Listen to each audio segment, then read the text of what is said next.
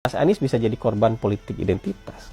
Coba kita lihat dari 3 calon yang punya elektabilitas paling tinggi hari ini.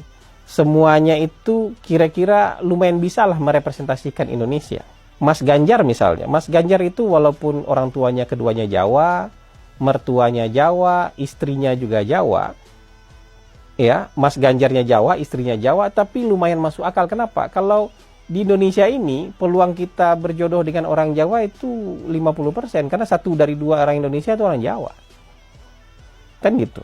Apalagi di Pulau Jawa, kalau kita nggak pernah keluar dari Pulau Jawa, mungkin 7 dari 10 orang yang kita temui itu orang Jawa. Jadi masuk akal kalau orang Jawa kemudian siapa ketemu jodoh orang Jawa. Ya. Kalau Pak Prabowo itu lumayan Indonesia itu. Bapaknya orang Jawa dari Banyumas, ibunya orang Manado.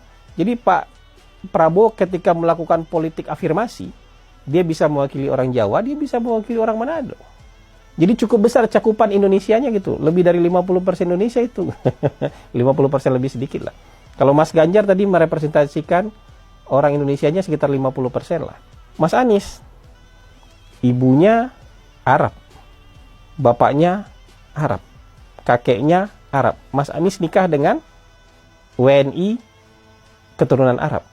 Menantu Mas Anies, anak Mas Anies nikahnya dengan Arab lagi. Jadi Mas Anies kalau merepresentasikan Indonesia agak kurang keindonesiaannya.